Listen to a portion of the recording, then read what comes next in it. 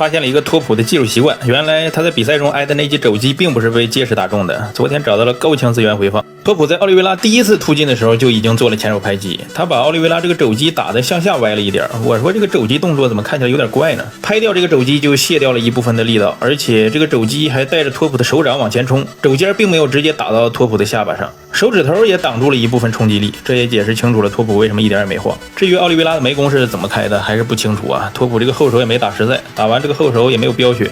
而且我才想起来，托普之前终结天佑的时候也是一个前手拍击，跳步接后直塞到了正在换架的天佑脸上。还有之前打大地的时候，托普把大地赶到龙边，前手也是开掌撑了一下才衔接的后手，把大地打成了碎掉的鸡蛋。托普这么喜欢用前手拍击，奥利维拉的团队居然没有做任何针对性的拳法布置，光让奥利维拉往前冲，真是不知道说什么好了。大地比奥利维拉还有个优势，就是个小，奥利维拉在倒下的过程中吃了一个前摆，大地在倒下的过程中因为个小就只擦到了一点头皮，比奥利维拉少吃了一拳呀。之前我的技术分析视频中说，奥利维拉这场比赛比以往压迫的更凶更过分，尤其是距离压迫的太过于恐怖，两个人只要出手就能打到对方，这也是奥利维拉这么快被 KO 的主要原因。结果被人说给奥利维拉找理由，说什么是托普压得更好。事实上那期视频我是大加赞赏了托普的拳击速度、躲闪反应能力，以及他那跟拳击躲闪速度不相上下的防摔，这家伙只看了第一句纯是断章取义啊。而且托普现在自己也发表了奥利维拉为什么输得这么快，就是因为奥利维拉这场比赛太激进，比以往还要激进，所以才会2分钟被 KO， 这是托普自己说的。而且托普那场比赛他其实没有像以往一样压迫，反倒他是在后撤打迎击。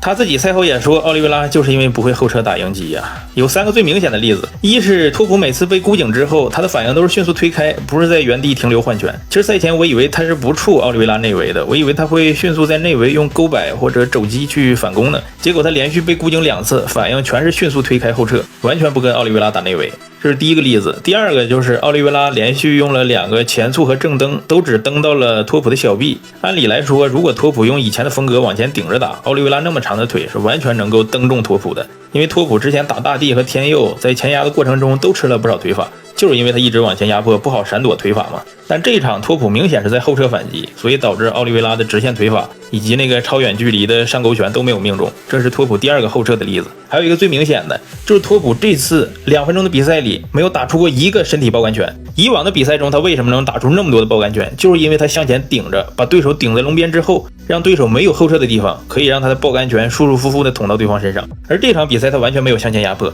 所以他的爆杆拳才没有启动过一次。以上3个例子都充分说明了托普这次并没有主动向前压迫，纯是奥利维拉自己把距离压得太近。奥利维拉这场比赛的结果其实大部分人赛前都可以预料到，但是没有想到他会被 KO 的那么彻底。这个 KO 好像是近期最凶残最恐怖的 KO 啊！奥利维拉倒地的过程中甚至脸还撞到了自己的膝盖，最吓人的是他的眼睛还睁着眼睛被 KO， 又被补了2个地面砸拳。说实话他补的那2拳我一次回放都没看过，只是凭着直播时的回忆描述。别的选手被 KO 都没有这么难以接受，看到奥利维拉被 KO 这么彻底确实难受。可能是因为奥利维拉本身脸就很瘦，脸上就没什么肉，而且他还经常被击倒受伤，所以看到他第一次被 KO 的这么彻底才有些接受不了吧。希望他能多休息一段时间，好好的修复一下大脑和身体。他这一次休息1年多的时间，相信粉丝们也能够理解。